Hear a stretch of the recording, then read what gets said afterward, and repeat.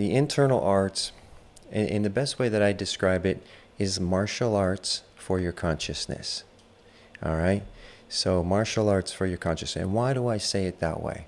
So, martial arts, as we know, we think of Jet Li, Bruce Lee doing, doing the kung fu and stuff, and is a beautiful form of self-defense.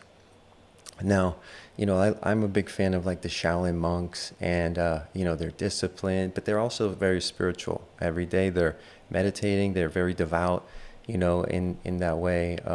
But they are actually warrior protective monks. They meant to protect their own people, but also their community, and to be peacekeepers. So their motto is run before you fight, fight before you maim. Maim is like cripple, and cripple before you kill. And so, obviously things can escalate to a point where you have no other choice but then to use that level of force. But nevertheless, they are peaceful, beautiful, spiritual path. And all of the martial artists who are on the high level spiritual path, ultimately it's to dissolve the enemy from within, to have no enemy, just like Jesus says, to have no enemy. So this is the ultimate truth, is that it's a non-duality, non-dual consciousness. The nature of spirit that flows through everything is all-inclusive. And so to have an enemy means to be divided, to be dualized, and to create, that enemy. So anyhow, going back to why we call this the internal arts, the martial arts for your consciousness, ultimately the thing that's kicking everyone's ass, so to speak, is stress. So in throughout humanity, if we think about planet Earth as one collective humanity, it's not so much violence and attacks from wild animals and things like that. We're really 90% of human misery and suffering on planet Earth is mental emotional. And this mental emotional angst, uneasiness, sadness, depression, all these low emotional vibrations that make us feel desperate and feel separated and feel unworthy and all that stuff, all of that is self-induced. So it's self-induced. Our educational structure and system doesn't teach us to operate on the level we're mostly left brain trained, and this deeper understanding of our consciousness comes from a lot of the wisdom traditions. So cross-cultural wisdom teachings, different beings, and I'm biased because I love and I'm open to learning from all of these different cultures. And they all have, jewels. We could say, like, we can cherry pick from all of them and take the most beautiful contributions that they have. And by doing that, we have something greater to understand, something bigger, because ultimately there's one consciousness. And our ability to see all of them as expressions of the one consciousness, as different cultures that used to be separated by oceans and continents, that they each had their own unique way of understanding of their discoveries, of their experiences, of the different things that were revealed to them that they, held on to and elaborated on and passed down through the generations. And so, ultimately we can learn from all of them. And to not just pick, I'm just this one religion or just this one way and everybody else is wrong. No, instead we can be open to learning from all of it. Now, the internal arts, it's the subjective, it's the study of consciousness, study of the subjective nature of our own being. So there's principles that govern the universe, principles that are governing, consciousness. And they're the same in each one of us. It's the foundational principles that are the same in each one of us, even though, the surface of our beings are very different. We all look different. We all have different stories, different conditions that we live in, different scenarios that we're dealing with, and different personalities, different gift sets. We're on the surface, we're all very vastly different, and that's a beautiful thing. Once we have come to understand the uniting force, the deeper part of us, the spirit, the the consciousness, and we can unify the field of consciousness, then we can celebrate our differences instead of fighting over them or competing or comparing.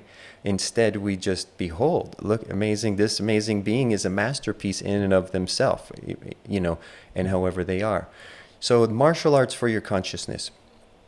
So the big thing that's kicking people's asses, and when I say kicking their ass, it means like they're suffering. The main suffering that people are dealing with is mostly mental, emotional, right? And so 90% of disease on the planet is stress, is caused by stress. Now, stress can be caused by toxins, things that we're exposed to in our food, our water, our air, medicines, chemicals, all kinds of things that we can take in. But a majority of our stress factor is coming from the way that we're mentally, emotionally responding to life.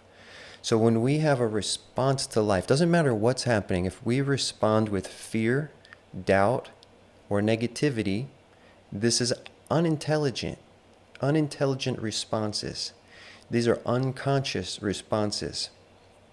So anytime we have fear, doubt, or negativity, we're not really serving the highest outcome of the moment for ourselves, for other people, for the health of our mind and body, really not for anything.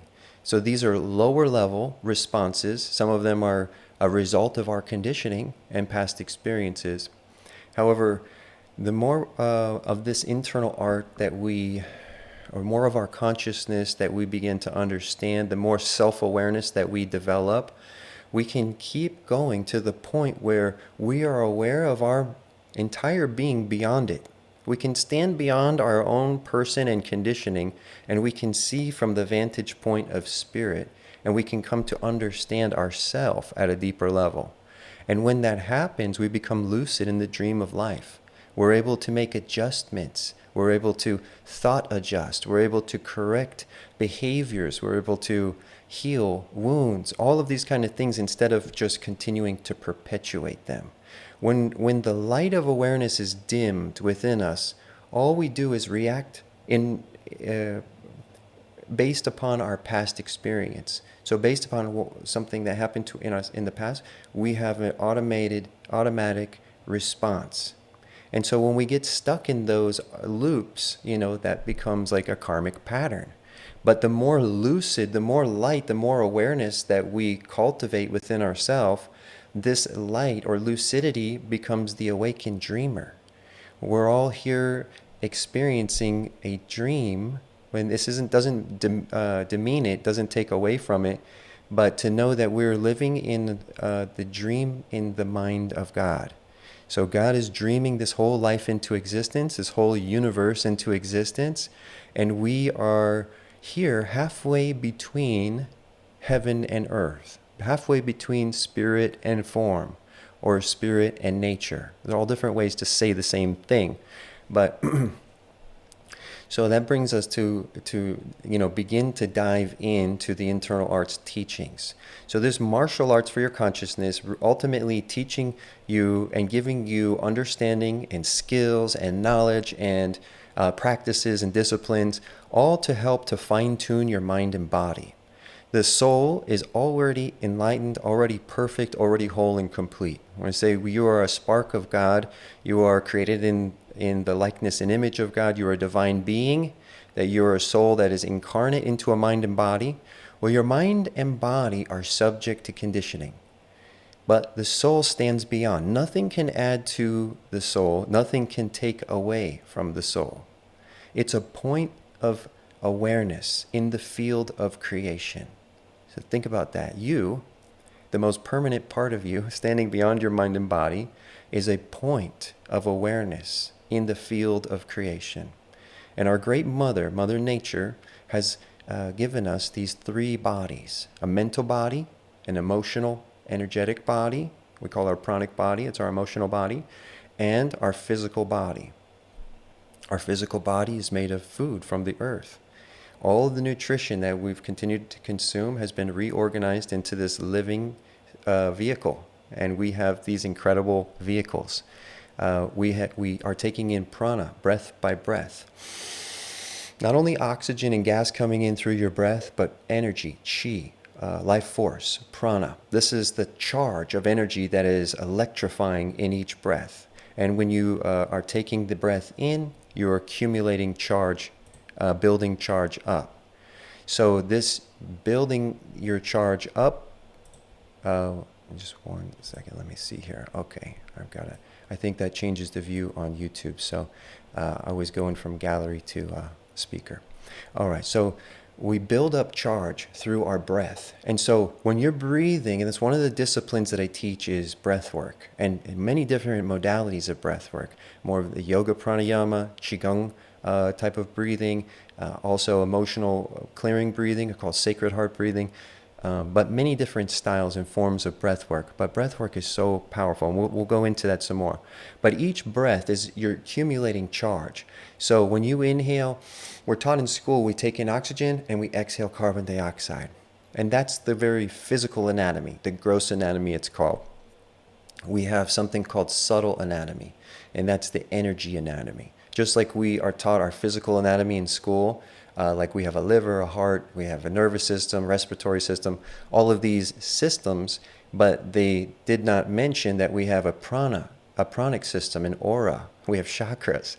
So that was kind of left out of the curriculum. Now, it's proven. They can take pictures of it with Carillion photography. We have an entire energy field. Our DNA now, science has shown that our DNA holds photons of light. Our DNA holds a charge of light within it. And so we are literally luminescent beings. The spectrum is subtle, and so the physical eyes don't pick up on it as much. But as you get quieter and more subtle internally, you start to be able to see aura, especially around sunrise and sunset. Those are the best times of the day to see the aura. But you can begin to see aura. And sometimes at the beginning, it may be like a kind of a clear, energetic field that outlines the body. But as your vision gets stronger, you'll start to see the outer field. You'll start to see colors in the auric field. But so we have this physical body made of food that's been reorganized into tissue and bone and blood and all these things. We have a pranic body, and we're continuing to receive charge breath by breath, and that builds up and that powers this life form. So we breathe in life force, and it powers our life form. But we also have a mental body. And now our mental body is like our subconscious, which is all of the impressions of the past that are left in the memory, cellular memory, the deep recesses of our mind. And we have our conscious mind, which is aware of this moment and these thoughts. And we also have what we call superconscious mind, which we can, as we develop in consciousness, we can learn to open to the super conscious mind, or super causal, or the higher mind. And a lot of people are learning to channel information, tune to the Akashic records. There's many different types of practices, but ultimately it's like a computer. Computer only has a little bit of software downloaded to it, so it can do some functions, and it's very good for those functions. But once you connect the computer to the internet, you have such a broader spectrum of information and ability. And so the same way, when you're able to quiet your intellect and thinking mind and begin to attune to the infinite intelligence that flows through all things, you can begin to source from that intelligence. And so we call that supermind or superconscious mind. So we are gifted with these three bodies. Now, if you've seen the symbol for Om, right? It looks like a number 3. Okay, that stands for gross, astral, causal. Physical, we could say energetic, but the energy, so physical, energetic, and mental. And then we can also say it as awake, dreaming, and deep sleep. And so these are the different states that we go through. All of us are going through awake, dreaming, and deep sleep. Now, if you notice that the Om has a little tail on the end of it, and then above that is a crescent, like a crescent moon, and then above that is a dot. So we said you are a point of awareness in the field of creation. That dot is the point. That's the soul. That is the point of awareness. Now, why is it just a point of awareness? Well, God the Creator, we can say Father, right? The great masculine.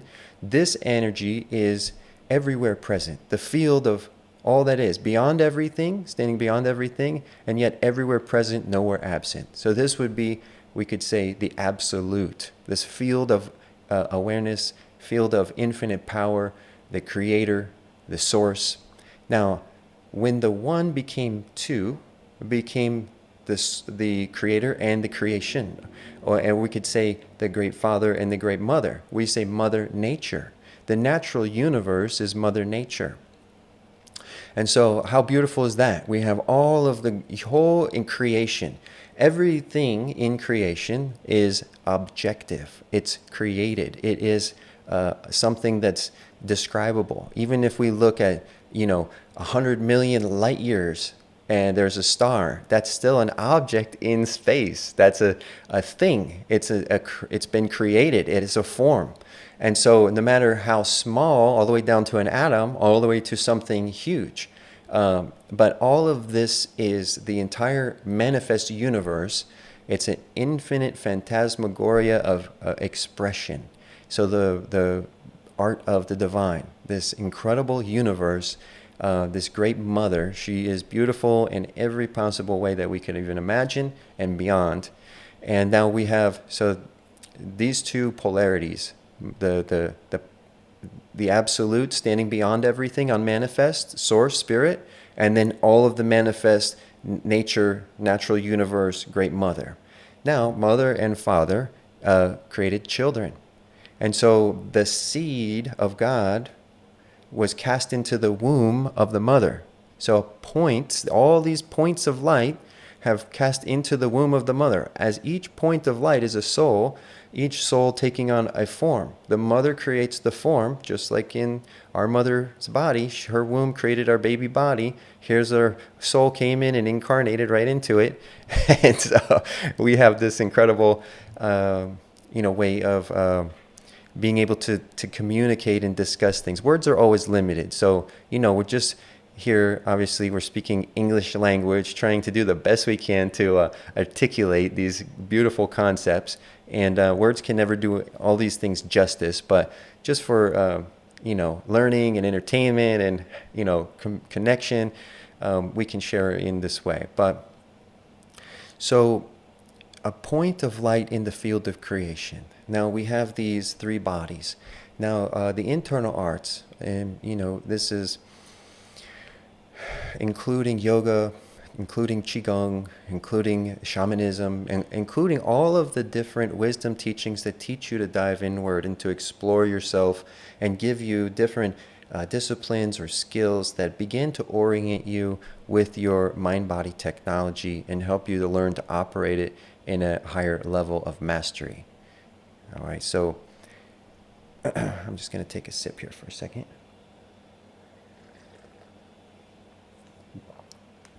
A little hot, but that was some good chamomile tea.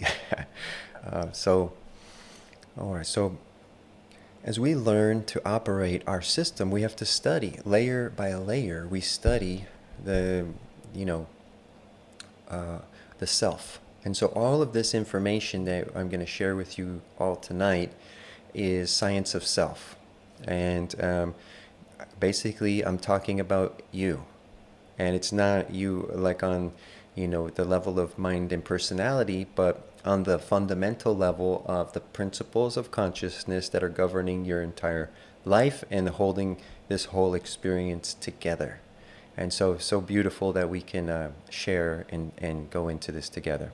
So I want to just take a moment. Maybe we can take a few breaths together. So just some deep breaths in and out through the nose and down to the belly. And just feel your body grounding into the space even deeper. So let's go. Big inhale. Expanding. Exhale. Squeeze and contract your body. Inhale, expanding.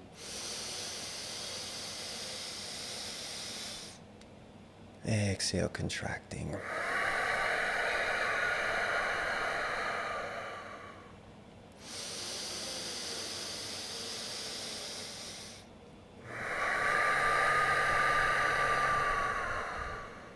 keep going. Relax your neck, your eyes.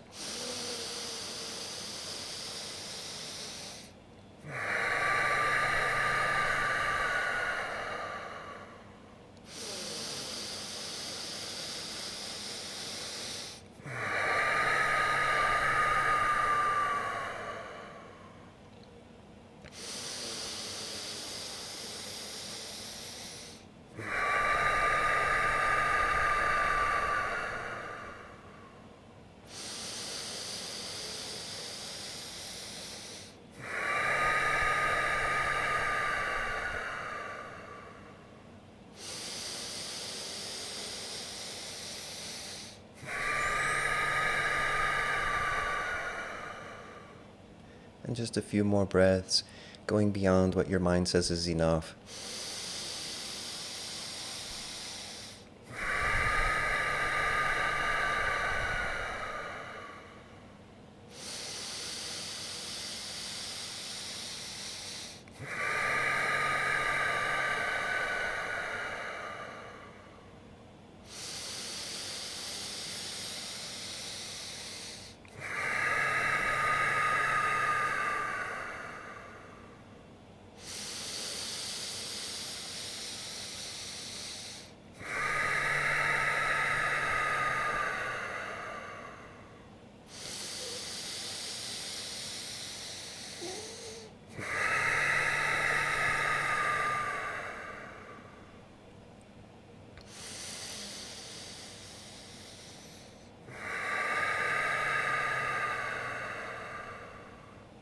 If you're breathing deep, rhythmic, rich breaths, one of the first things you'll notice is your body starts to heat up. You may feel kind of clammy, like cold sweats on the skin, but your body starts to emit a type of heat.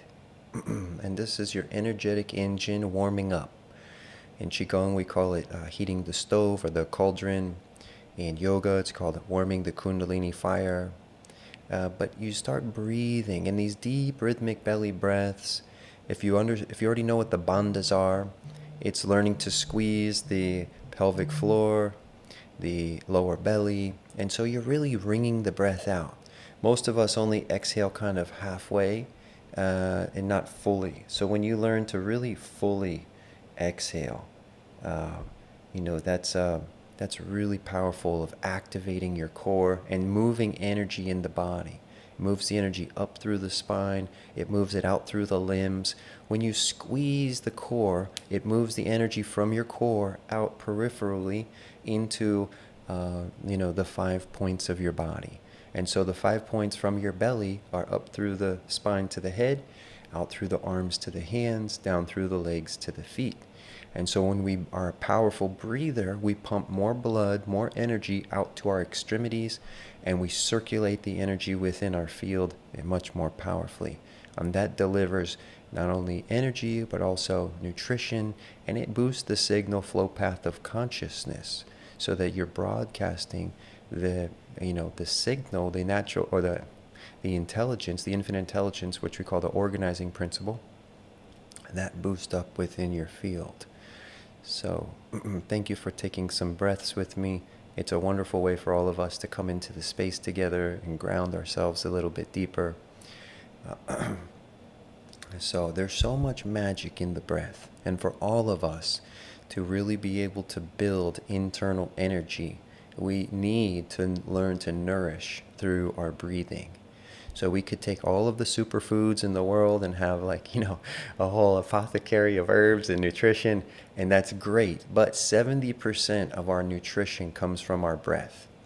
So that is something to really, take into consideration. I'm doing deep belly rhythmic breaths all day long. It took me, probably about a year of retraining my body to be a belly breather. Because most adults, 90% of adults, are chest breathers. Now, any baby, like an infant, is born naturally belly breathing. Diaphragmatic breathing or belly breathing is the same thing.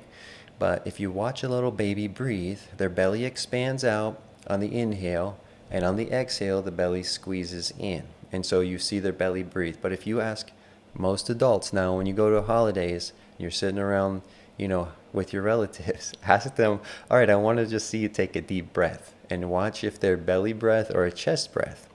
And most likely, 9 out of 10 of them are going to be chest breathing. And so this is something you can really share and bring their awareness to breathing down into the belly. This will ground their energy.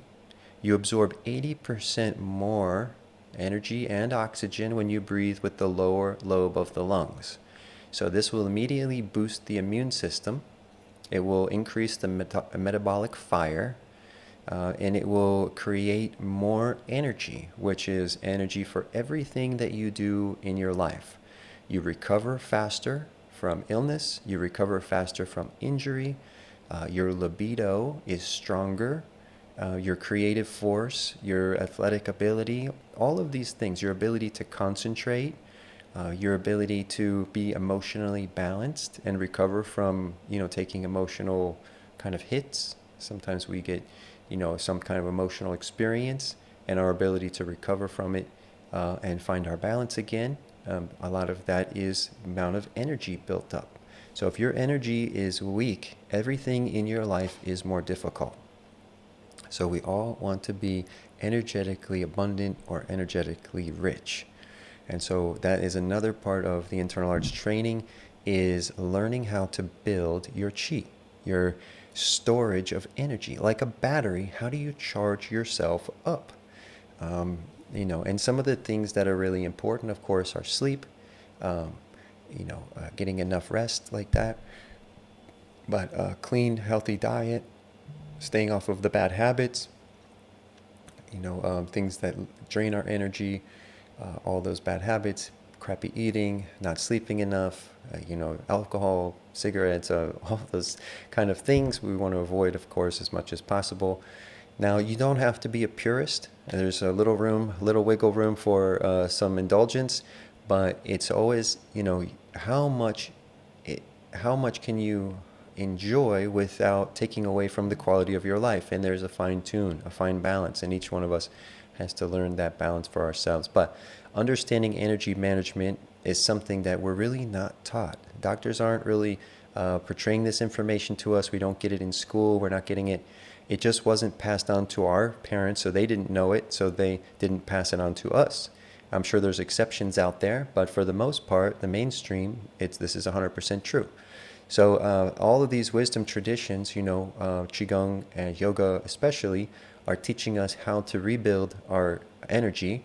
And when we have a higher voltage, higher energy, that's what powers the light of awareness within us. So when we have more energy to power the lamp of knowledge, or the light of awareness, like our third eye, we call the light, it's the flame, the light within. So it takes power to power that light. So when we have a lot of qi, life force, in Qigong, this light is called Shen. And so Shen is this spiritual awareness. It's awareness that's beyond your mind and senses. And it's what allows you to see into the depth of reality, into the depth of consciousness. So, all right. Where we want to go from here. With our talk tonight, I really wanted to dive into a little bit of talk about meditation, and a little bit of talk about the journey from the head into the heart. So the journey of the head into the heart is, all of us are trained through our educational structure, and this is just prevalent because of the educational structure. It's sort of like we say the left brain or male dominant society. Now, it doesn't mean that the males are dominating all the females, but it means that the left brain, male, solar type of energy is dominating all of our male and female consciousness. So females also, because we're educated in the same way, we tend to be much more intellectual, operating primarily from the intellect, rather than from the what we say is the feminine side of our intuition, the right brain, which is more oriented in space. So let me explain. We have time and space. time-space, right? You've heard of the time-space continuum. So time is left brain. The left brain is logical, sequential, goal-oriented. We are, keeping on a schedule. We're thinking forward. We're planning. We're organizing. So, the left brain, it's very good and it's powerful and important. It has its place within balance. Now, the right brain, which is not trained through our educational structure, is more intuitive, and it's oriented to space awareness, which is not only the space around you, like your environment, and being sensitive to nature, being sensitive to feng shui, being sensitive to taking care of the environment, to tending to what other people are feeling, like being empathic, but it's also tending to the space within you. And this space is the subtle feeling within. It's knowing how do you feel about things, not thinking about stuff, but feeling, being connected to your heart, being connected to your gut, that deep gut feeling and so this is a part of our intelligence that can be highly developed through the right training and education.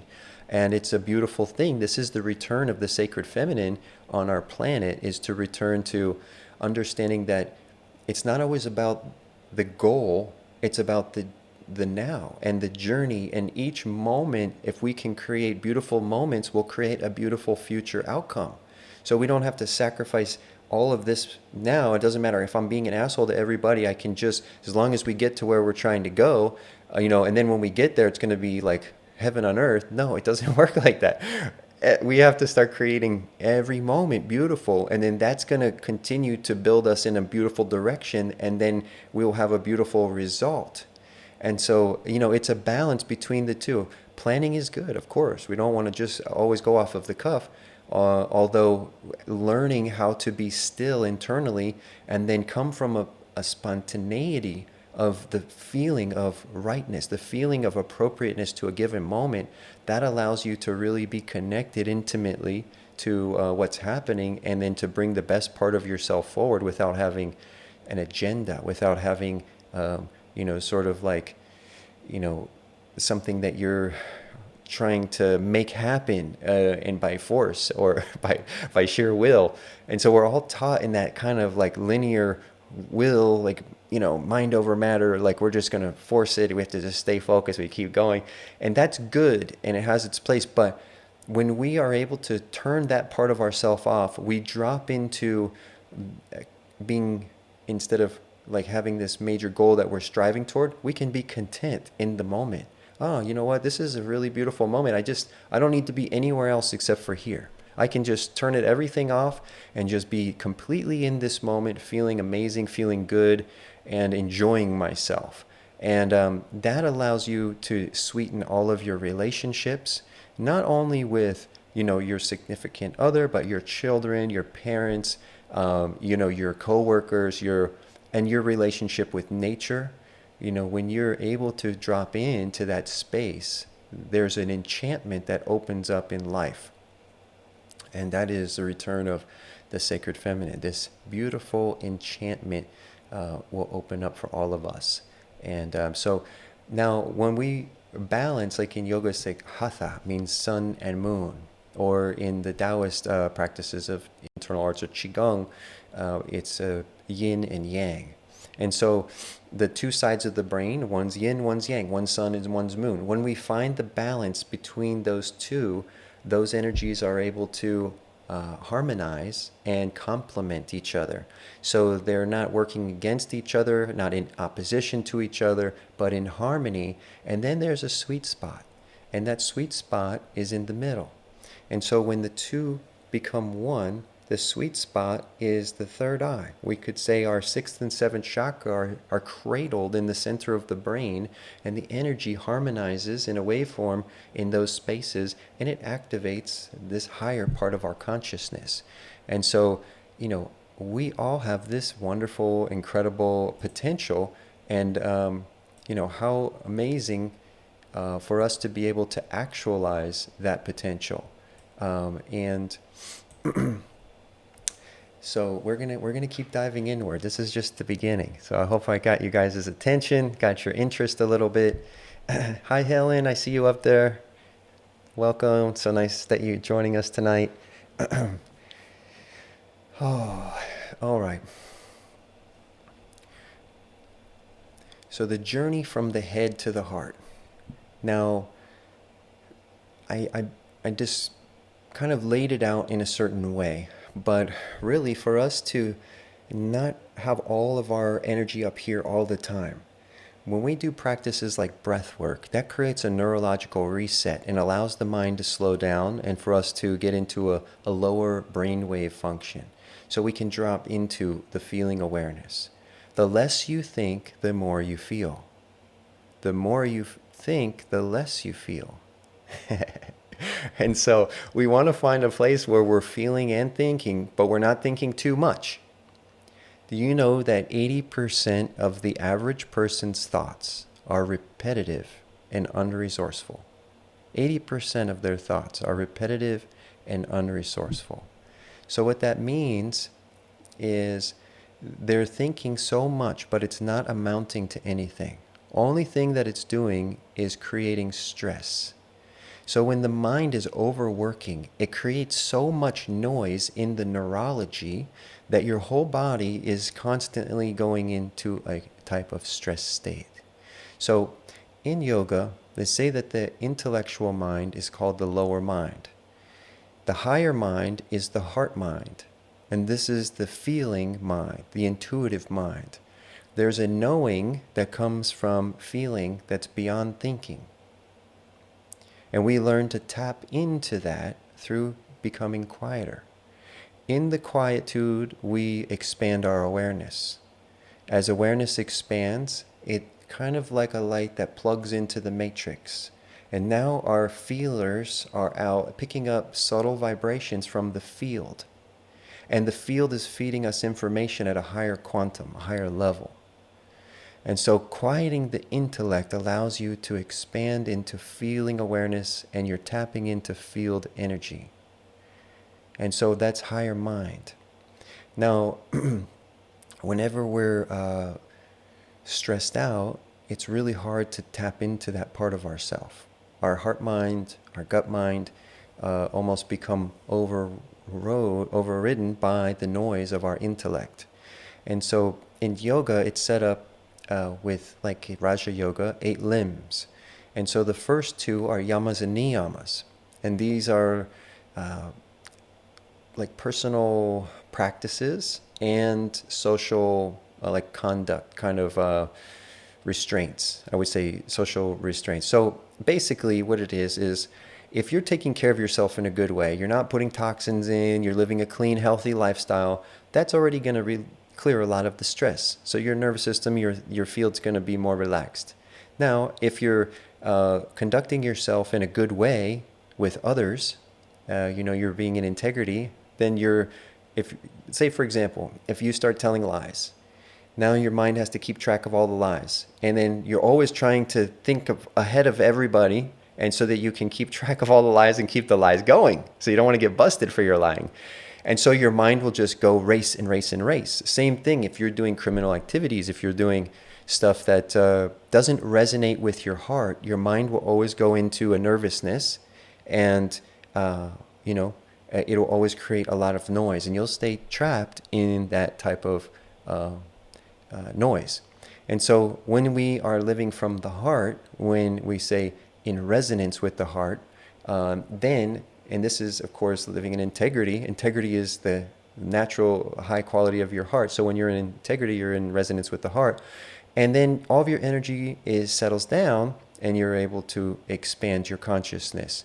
So those are the first 2 limbs, and that's so smart to put that right ahead of the game, because you start doing like advanced Kundalini practice and you haven't gotten your sort of your diet and nutrition right, you haven't gotten your social conduct right, and you start cranking the field, you're going to magnify your dysfunction, and it's going to become worse. Your whole life will start to go crazy and go in a negative direction. So, but the next step in that process is asana. Asana is the stretching, the yoga postures. When you put your body into particular postures, you're opening up the fascia meridians. That's clearing some of the contraction that happens from the nervous system being in stress, and clearing and resetting some of the memories that are stuck in your tissues. And so all of us are collecting energy. We're collective consciousness. So all of our experiences are accumulating, and those accumulations build up in our body as tension. So when you stretch, you're creating strength in weak areas, you're opening tight, congested areas. It's sort of like you're unwinding and allowing the energy, the prana, to flow through your form in the most even and balanced way, which creates really the foundation for you to build on. All right, so asana is very important. And then we go into pranayama. That will be the next limb. That's the fourth limb. So pranayama is all of the breathing. So you could say it as breathing exercises, breathing discipline, learning to nourish yourself with life force. And also, it's also said that prana is life force, and yama is like dimensions. So you're building energy or awareness to open up higher dimensions of consciousness. And so you can also, I guess that's another way to explain it. Now, let me put this vibration of this phone. All right. So pranayama. Now, after pranayama, there's a practice called pratyahara. Pratyahara is turning your attention inward. So when you start to sit down for meditation, you're turning the attention inward. So normally your senses are traveling outward. You can see the screen, you can hear my voice, you can hear other things around in the room. Your skin maybe feel if there's a fan on or an air condition blowing on you, or even the feeling of your clothes or the chair you're sitting in. But we have all of our senses feeling into the space around us, and we're getting information from it. But, when you're dreaming and you go to sleep at night and you're dreaming, now all of a sudden, say you're dreaming that you're at the beach, and in your dream, you're walking on the sand, you're seeing the ocean, you're seeing some birds flying overhead, you can smell or taste the salt in the air, and so your senses were turned inward. Your physical body is still laying in the bed, but your senses weren't going outward into the room. Now, you can learn to do that in meditation. You can turn your energy and attention inward so that even if there's a commotion happening around you, that you're not listening to it, you're not distracted by it, that your attention has withdrawn your senses from the gross senses into the subtle, which is into the dream state or into the astral. So you're literally turning the attention inward. And now the movement is inward and upward. So normally in life, we think about this from the Creator. Our energy is coming down, we could say from heaven into the earth or into our body.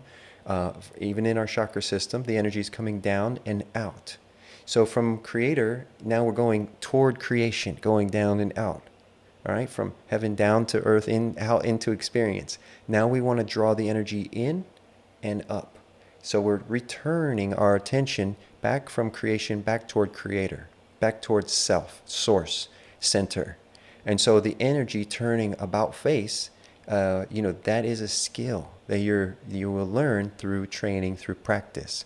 So to be able to disengage from the room or the space around you, and to turn your attention back inward, in toward your center, in toward the very source of awareness that you are, the very center of your being. And so, pratyahara. Then it begins a progression of dharana, dhyana, and samadhi. These are contemplation, concentration, and meditative absorption. And so it's a progression of the same practice. So, I'll just put this in a nutshell real quick, and this is really nice information just to build a foundation on. So, contemplative meditation means that instead of your mind jumping around just randomly to all types of different thoughts, you begin to contemplate one specific subject matter. For example, right now we're contemplating this science of self. And so if we started thinking about trains and boats and going to a football game and all of that, those would be interruptive thoughts to our train of thought. So when we're contemplating, it can be all sorts of different information, but it's all in the same theme, the same subject matter. So our mind is steady. Like if you're an engineer and you're trying to solve an issue or a problem, you want to create a building or a bridge or a solution in some way, you're thinking about all of the details of your project and you're holding it steady. And by doing that, the mind is able to bring things together, and then you have an epiphany. Right? And so most of us are already doing this, but I'm just explaining the way that the mind is operating. We will hold our mind steady in a direction so we can figure something out. We can solve an issue. We can learn something. And so this contemplative, it means that you're focusing yourself. You're focusing your mind. Your mind is going in a specific direction. Now, contemplative meditation is where you're on a specific subject, but it can be many different things coming in all over. But now when you move to the next level, it's concentration. And so concentration means now that we're beginning to focus on one thing with all of our attention. Instead of it being a bunch of things, we're focusing on one thing. Now, so let me give you an example.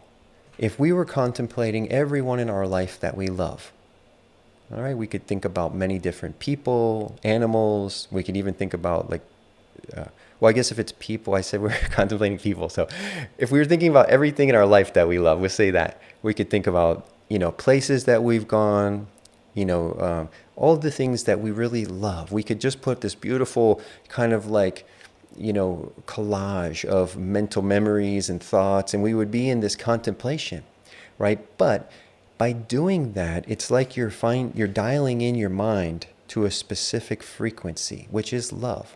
And so even though you're getting a bunch of different pieces of that love, after contemplating all of the pieces, then it starts to bring about the feeling of love. And so you would all of a sudden start to be in the feeling of love. Like we could do it in the opposite. Let's say for the negative. If I started thinking about all the things that make me angry in my life, after a little while, I would start feeling angry. I would literally have a physical reaction where my blood would be boiling and I'd be like, I could feel it. But if we're thinking about everything that we love and we start feeling, oh man, you maybe get teary-eyed, you can start feeling that welling up in your heart. Well, if you were to take it from contemplation to concentration, now you let go of all the thoughts, but you're just breathing into the feeling of love itself. Now that's concentration.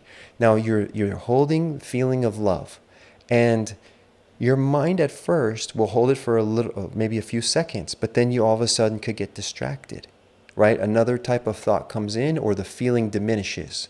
So you have to go back to thinking about all the people, the things that you love, and you bring back the feeling. Then when you get to the feeling again, you breathe into the feeling, and that starts to activate, illuminate, and you can breathe into it. And the more you breathe into it and you stay steady breathing into it, it expands. And so at the beginning, there's an effort to hold steady on the feeling of love. And it's like I'm concentrating on love. And there's this separation between I and that. I and that. I'm concentrating on that. And you hold your mind, you're focusing.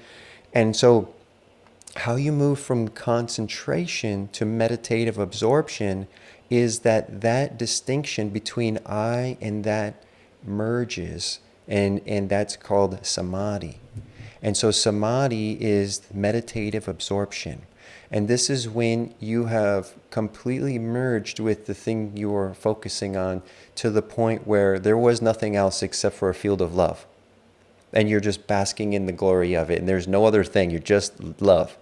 And so the yogis, the Raja Yoga, this path is a training for our consciousness of us learning how to get to that point where we can hold our mind so steady on whatever it is that we decide to lock the mind onto.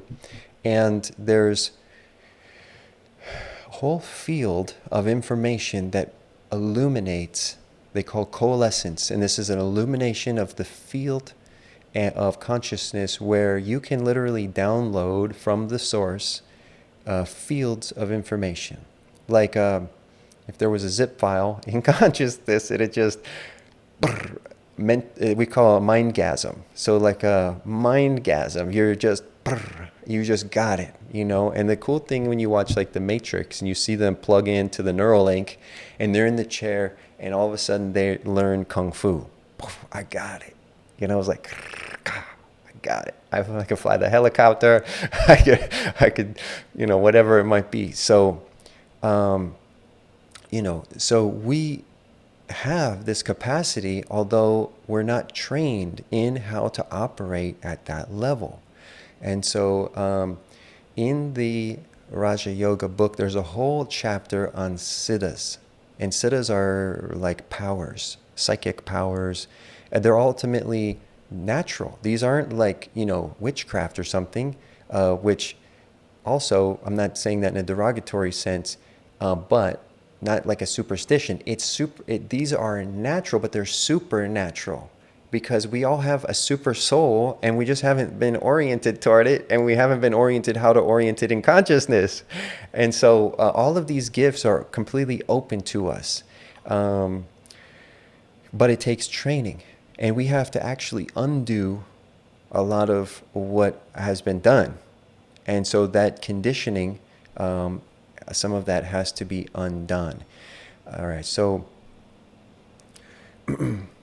so the journey from the head to the heart. The first teaching of yoga is Chitta Vritti Nirodha, and that means the stilling of the mental fluctuation, stilling of the mind. So stilling of the mind, and this is learning to like walk on the water. So consciousness is like water. Okay, consciousness is like water. We literally are in a fluid-like medium. This whole space around us, quantum physics says that everything is like a fluid energy, a plasma field that actually responds like water. And now the soul is unmanifest. It stands even beyond consciousness. It is a point of awareness standing beyond consciousness. Consciousness is the light that emanates from the point of light, but the point is beyond even the light. So this point that we are, that is our center,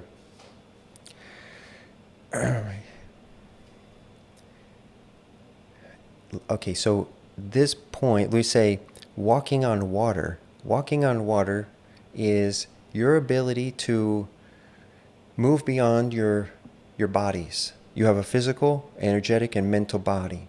And so when you learn to meditate at a deeper level, you can literally withdraw your awareness back into it being naked. So the awareness is not clothed with bodies, it's naked. And you can literally be just your awareness. You're just a field of awareness devoid of even thought. And so when we can get to this place, this is what we call like the power position within you. It's ultimately like in you know, like the characters, like Japanese characters, the symbol for power is also the same as emptiness. And so emptiness and power. So when you can go into the space that is beyond everything and come from your very center, standing beyond it all, this gives you a vantage point. So ultimately, this is part of our path, a trajectory, a goal, you know, but it's something that's already accomplished. So it's we have to learn to relax into it. And so that's why I say undoing. We have momentum. We have so much stimulation in the world. We have our computers and our iPhones and our cars and all the gadgets and the pace of life and billions of people, everyone everywhere, you know, and it's beautiful. This is an amazing thing. What we don't want is for everyone to just suffer their way through life. Like, all of this stuff is here for us to enjoy, but in order for us to solve the issue of human misery and suffering, you know, like what the Buddha said when his disciples asked him, what is enlightenment? He said it's the end of suffering. Okay, and so he went into the 0 point, into that space that I was just talking about, pointing out with my words. And the suffering ends because 90% of our suffering, you know, is self-inflicted. That means that we don't have that depth of awareness to control our mind at that level. If we don't have the awareness, the ability to stop thoughts in their tracks, like if a thought is coming up within you that's making you feel uncomfortable, sad, angry, desperate, and you're not able to just stop that thought right in its tracks, then that thought is going to kick your ass. And it could stay spinning its wheels for days, for hours, for years. And there's people stuck in these mental loops, and that is their suffering. When they say damming a river, it means blocking its flow. And so when someone's damned, like, these are biblical words, you know, but what that originally meant, you know, not what it's been twisted into, meant that they're blocked, they're stuck. They're stuck in a negative state where they're suffering. And so this suffering mostly is internal. So you could be in a paradise, you could be in the most beautiful, amazing place, but if internally you're upset and you don't, you know, and you're mentally, emotionally unsettled and uneasy, you're not going to be able to enjoy yourself. If you're uneasy all the time, that's the clinical definition of stress. And if you're stressed all the time, then pretty soon you become so uneasy, you become diseased. So diseased. So, and then it literally manifests as, you know, a dysfunction within your form, because one, stress leaches the energy out of your field, and two, it's creating all of these charges, electrical charges, that release negative sort of chemicals and put everything out of balance in your form. When your energy is decreased, then you basically are losing the signal flow path of consciousness, which is broadcasting the intelligence to keep your whole form in harmony. So you have trillions of cells. How do they communicate? How do they know what to do? It's the signal flow path of consciousness. So if that's blocked, if it's disrupted, if it's agitated, if it's out of balance, it's going to create issues. So we have all of these skills or tools to work on ourselves at higher levels. Ultimately, this journey from the head to the heart is learning to tune in to the subtle feeling awareness within you. It's learning to quiet the mind down. Take deep breaths. Feel your body. Trust your intuition. Allow yourself to be unique and different. You don't have to compare, compete. You don't have to be like everyone else. So many people will project on us what they think we should do, what they think we should think, what they think how we should be, and all of those things. But if you can really honor yourself, love yourself, accept yourself, you will start to feel more at ease, and your expression will be more authentic. And so it takes quieting the mind down, because we all get twisted up in our mind, our head. Almost everything in life becomes a mental trap. And so in order to be able to release the trappings of the mind, we have to become more embodied. We embody through breath. We embody through calming the nervous system. And so we can do that with an alkaline diet. We can do that with cleanse protocols and stopping bad habits. We can do that through yoga asanas, opening and clearing the field through stretching and movement. And so, you know, and then we work on the higher levels of the mental training or the consciousness training. So to be able to stop thought patterns, this is when you learn to reprogram. So we have hardware and we have software. Your hardware, your brain, your body, your nervous system. Your software is the thought patterns, the beliefs, the types of ideas, the way that you're programmed from your past conditioning. We can rewrite that. We don't have to continue to repeat the same patterns over and over. And so rewriting that is like becoming lucid in the dream. And at the level where you recognize, oh, these thoughts are coming up, they don't feel good, my body is contracting, my breath is contracting, I don't feel good, and you start to change your posture, change your breath, and then ultimately change the direction that your mind is going. Now you're beginning to undo the patterns, and you're beginning to reprogram the way that you're functioning. And so that's a huge progression in awakening. And ultimately, we can keep doing that and over time refining ourselves. And this is called the great work. The great work is ultimately like alchemy. And so we're transforming our consciousness. Like if we were in alchemy, they always talk about turning base metals into gold, or turning dirt into gold. So the dirt, the rich soil of consciousness is duality. And as we awaken, we begin refining, and we inherit all of it. We have the good mix of the yin yang, of the positive, negative, but all of that is usable as we begin processing and refining. And then each one of us, like a diamond, okay, starts as a clump of coal.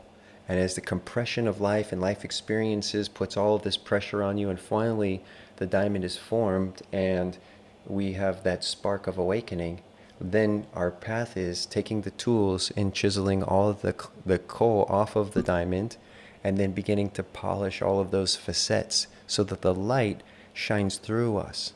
Like we're like a vessel, like a channel for the higher consciousness to shine through this mind-body personality into the world. And the mind-body is a specific flavor, specific color, specific expression. So none of the good part of you is lost, but you actually lose only the things that don't serve, and you open to the flow of the most authentic, highest, most beautiful part of you to shine and illuminate into your life. So all right, I love the philosophy, and I love teaching it, and I know, we're going to keep going with that, because I want to make sure not only do I fill your cup, but it's overflowing. Well, we're going to do a little bit of practice to move some of the energy between the heart and head now. And so this practice is Aham. The mantra is Aham. Ah is I, and Hum is am. So this is Sanskrit. So this comes from yoga. But Aham, it means I am. And so the I amness is standing beyond. You could say, I am a person, I am a man, I am hungry, I'm tired, whatever it might be. You can add on to that. But the I am is the very being, the very presence that you are. And so we're going to settle into the Aham Mantra. Now, the way that it works is when you inhale, you want to feel your heart space. So you breathe in, so inhale, the heart expands, and you just listen to the sound internally, ah, like it's resonating inside of your heart. So this feeling of ah, you don't have to tone the sound, but you just want to hear the sound in your heart. And then as you exhale, hum. You just hear the sound hum, and you feel the energy move from your heart up through your neck and then wash through your brain. So breathing into your heart, ah, out through the crown of your head, hum. As you breathe in the ah sound, this is the light of all that is. This is pure love energy, the light of all that is, the Great Mother, this pure love. Breathe that into your heart, expanding the heart with the ah, with the love feeling. And as you exhale, that energy moves up through your brain as peace. So this is the peace. This is equanimity. This moves beyond into the Great Father, which is the balance of all opposition, back into the unified field. There is equanimity, the perfect balance, perfect peace that surpasses mind and understanding. Breathing in ah to your heart, and breathing out peace through your mind. Hum. So breathing in through the heart, expanding, holding for a moment. It's okay just closing your eyes and resting in the field. And then exhale, hum, peace through the mind. Feel it kind of wash through the mind. Inhale to the heart.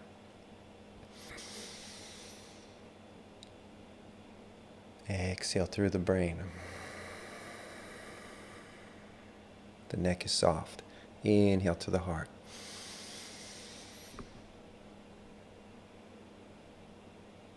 Exhale through the brain.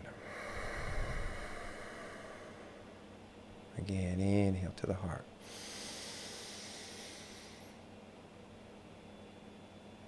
Exhale through the brain. Breathing in love. Breathing out peace. In love.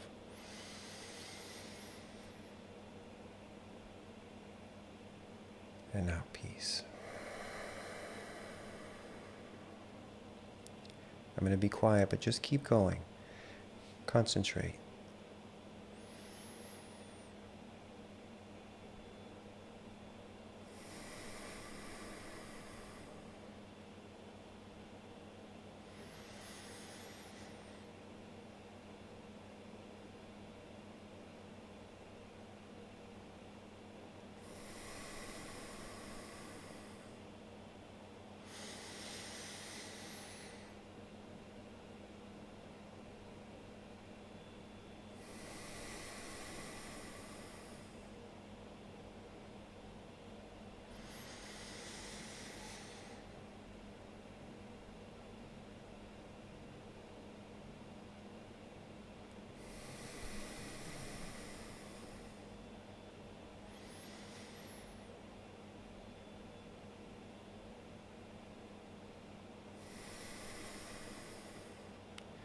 At the beginning, it's a lot of work just to stay focused.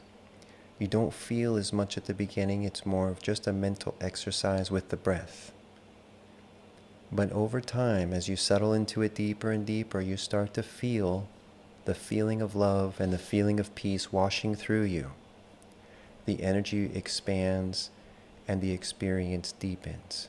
It takes a little bit of time. Keep settling in.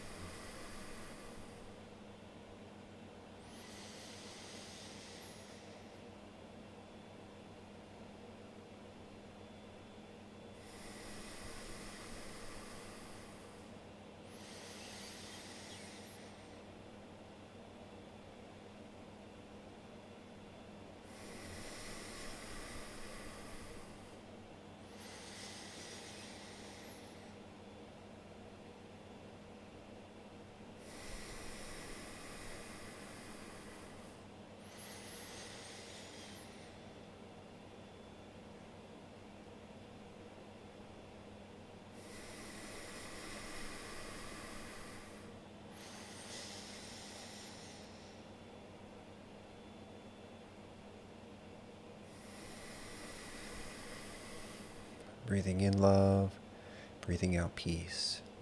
Feel the breath expand and then wash through the brain.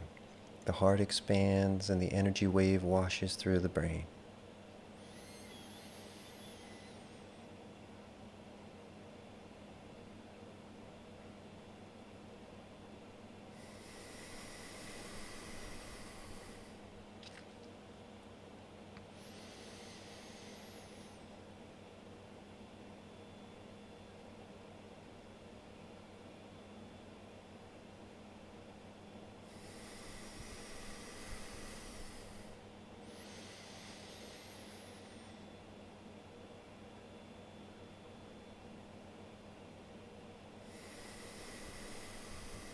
Naturally, the heart is a seat of love. So as you keep breathing into it, it activates that energy.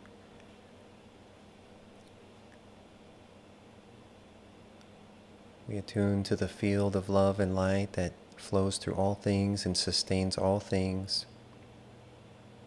The Great Mother. As we exhale, we send the energy upward from the heart through the head into the upper chakras, even up into heaven or spirit.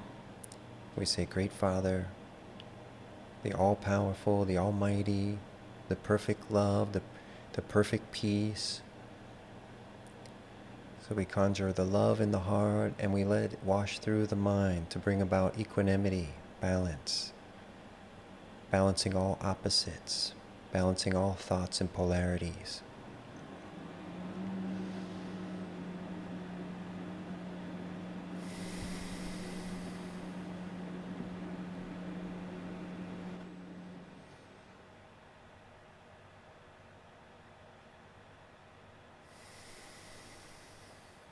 In through your heart and out through your mind.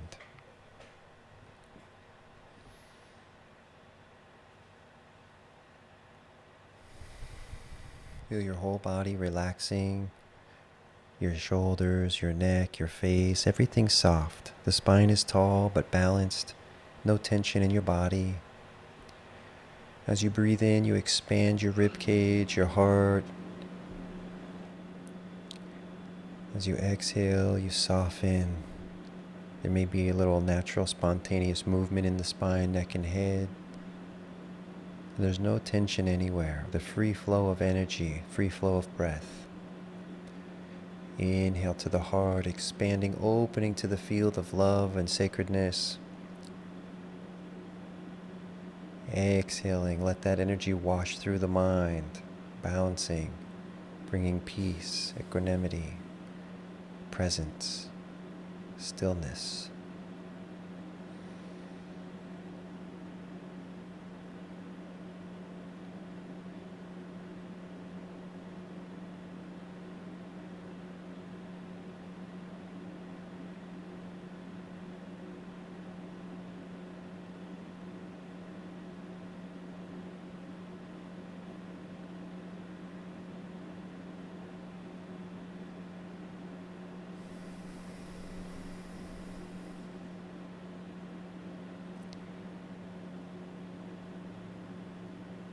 You can feel into the pace of your breath.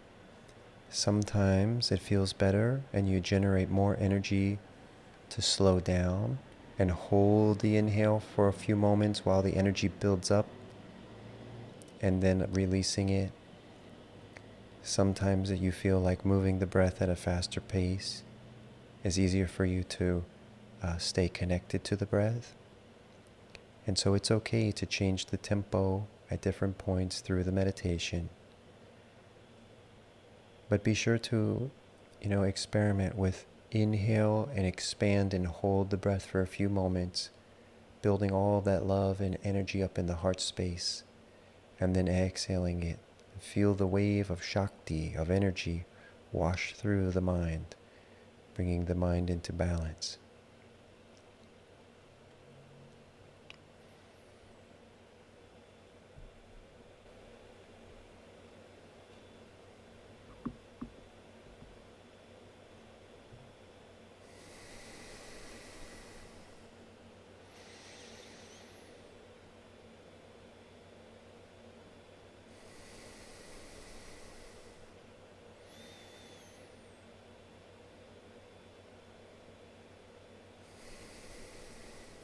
Breathing in ah or I. Exhale hum or am. Breathing in love and out peace. And so in order to get in touch with love and peace, we start with the contemplative style meditation. And then as we feel the feeling of love and peace, we start to concentrate on those qualities and just keep breathing into it. And if you lose the energy, you come back to the mantra, back to the contemplation. And as you attune to the subtle feeling, you ride the waves of love and peace.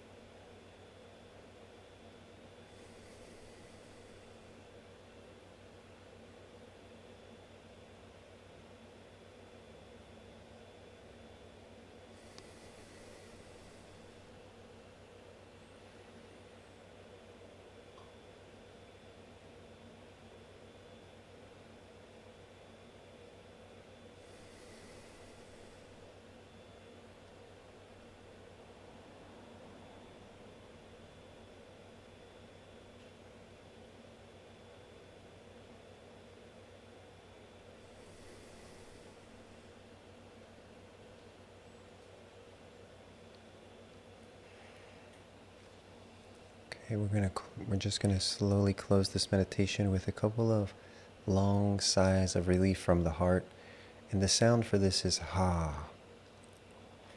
So you want to take a full breath in, and then as you exhale, we just make that ha sound. You kind of carry the sound for as long as you can, and this creates kind of a resonance in the heart space. And in the Taoist internal practices, they say there are 6 healing sounds to vent heat, stress, and static from the organs, the organ systems. And this is the specific sound for the heart.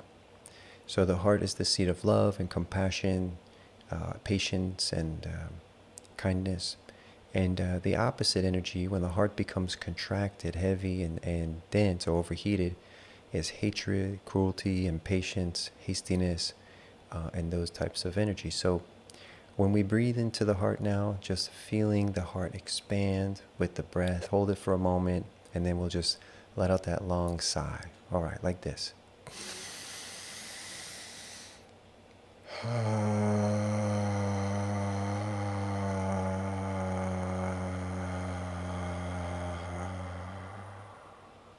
And again.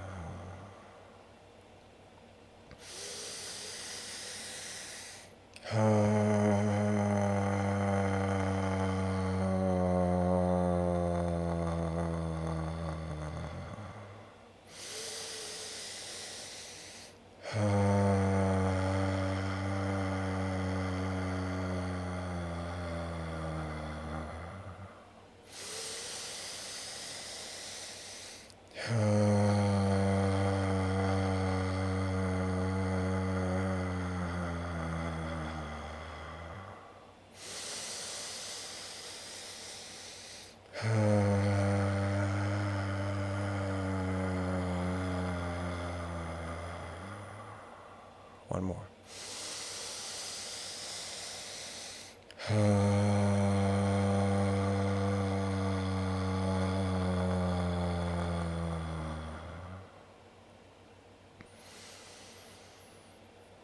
And you could really go into that for 5-10 minutes, and it becomes more and more profound, because you start to feel just now, we just barely start to feel tingling in the body, a vibration in the body, and that's the energy just starting to move.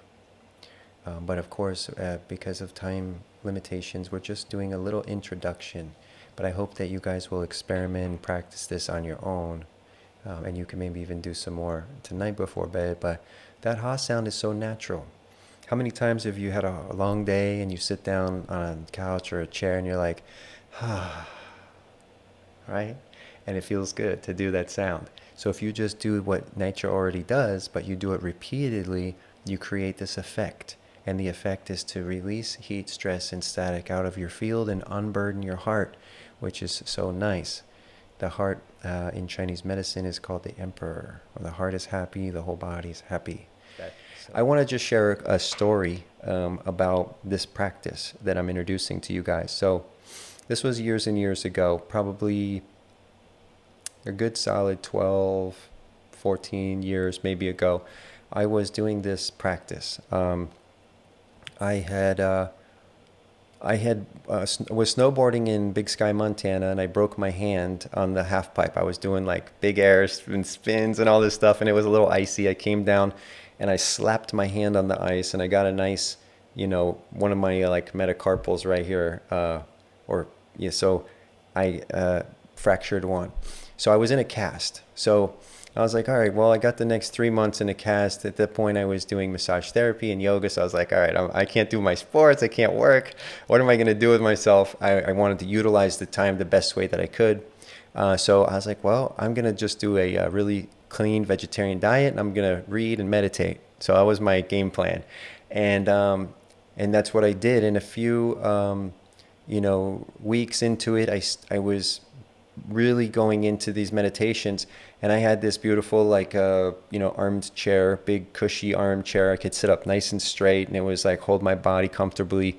And I went into this mantra, Aham, and I was in it probably for about 4 hours, straight, just breathing from the heart to the head, just moving the energy. And what I was feeling was the energy was like a field. Like I could feel the Shakti, the energetic field build up so big. And then it was just pure bliss. It was like, like very pleasant, almost orgasmic. I mean, this energy was just moving in my body like that. And I forgot that I had set an appointment to have like the Comcast guy come hook up a internet cable in my house, right? And so all of a sudden I'm sitting there 4 hours in the chair doing it. He knocks on the door, pop, pop, pop. I'm like, oh, who's here? So I get up, I walk over, I open the door, and this guy, he walks in, and he is taken back. He looks at me and he goes, something different in here, something going on. He goes, what do you do? So I talked to him a little bit, and then I showed him where to hook up the stuff. Within a few minutes, he was pouring his heart out to me. He was in tears, crying. He goes, I don't know what's happening right now, but I can't help, but I just feel this energy, and I feel so emotional, and I feel all this stuff. But my field was charged with so much of that love and peace that it was just exuding from the field. And he had a healing. He had a spontaneous emotional and spiritual experience. And that is the power of doing these types of practices. You're literally building a charge in your field, and it will bless people and places that you go. So the walking blessing, we're learning to move from being conditioned to being a lucid dreamer. So a lucid dreamer who's self-sourcing. You're sourcing from the source field, which makes you a sorcerer or a sorceress. And so you're learning to pull this power and energy and create the vibrations that you wish to bring into the world. So no matter where you are, instead of just reacting based on what's in front of you and your past conditioning, out of the infinite potential of any given moment, you can bring the highest vibration forward. And that's the level that we're all awakening to and going to embody as a master of the universe. So each of us has the spark of God, or the point of light within us, and that seed potential, is mighty, beyond my words, beyond even what I'm talking about. But hopefully this is inspiring you. And, it's, you have to have quite a willpower to actually sit down and do practice, to study, the internal arts, to implement the knowledge and wisdom that you're, or the knowledge, and training that you're gathering, and to actually put them into practice in your life. We gain momentum with our left brain, and it's sort of like our mind is busy, we're thinking, we're doing this. Sometimes it's easier to sit in front of, the TV and just watch something to kind of numb the brain, instead of, all right, I'm going to just light a candle, I'm going to sit in a chair, I'm going to start doing pranayama. And then and that alters your state. But that's the hardest part, is to go from the state of left brain momentum to altering your state, and then entering into a state of practice, state of concentration, a state of, space awareness. But that balance, that is a skill. And so like Nikang means internal skill. Qigong means cultivating energy, or qi, working with qi or energy. Yoga obviously means closing the gap of separation between between the lower self and the higher self. And so unifying the field, so to speak. So all of these practices or disciplines are different paths, but ultimately the outcome is the same, to orient us back into our center, so we awaken to remember who we are, that we then can create from the highest intelligence, which is rooted in love and peace, which rooted in trusting the source in any given moment. So even in the face of death, being afraid is unintelligent. Us standing in trusting Somehow trillions of cells in your body are being held together perfectly. The food you ate for dinner tonight is metabolizing. Your heart is beating. You're continuing to have, fluid moisturize your eyeballs. You're not intentionally doing any of it. But it's happening. Okay, the earth and the sun and the moon are all the perfect distance to keep everything flowing on the planet. There's just enough oxygen, just enough heat, just enough everything. We are supported by life. And so this intelligence goes beyond just the physical life, it also is holding us in every single way. And so we have to still participate, but going into fear, doubt, and negativity actually disconnects us from the guidance system that is the most intelligent way of navigating our life. And so learning to continue to hold yourself, which is your love, your mind and your mental dialogue, learning to analyze, we call inquiry, like learning to question, where are these low thoughts coming from? Where is this low feeling or state coming from? It is typically, even if it's subconscious, self-generated as a response to something else. And because it's a response to something else, we think that it feels validated. But we have a type of freedom that goes beyond, someone's being mean to me, then I should be angry and mean back. That's a low level of operation. If we see, they're being mean to me, and we can step back and take a breath, and we will recognize, if I'm mean to them and I get angry, is that bringing about anything good? No. So I can bring a deep breath, I can relax, I don't have to take it personal, I don't have to fight with them, I can stand up for myself, but I can do it in a way that's nonviolent. If I have to be, even if I have to defend myself with martial arts, all the great martial artists learn not to be emotional when you fight. And so there's, so all of these things, for us to just learn to operate in response to life at a higher level and to really be creative with what kind of energy we're contributing to the whole picture. And our personal dialogue is like this conversation we're having within ourselves that can be loving or can be unloving. It can cause us pleasure or pain. And ultimately, a lot of it can be silenced. 80% of those thoughts are repetitive and unresourceful. So you only need to think 20% of your thoughts and let those thoughts be sweet.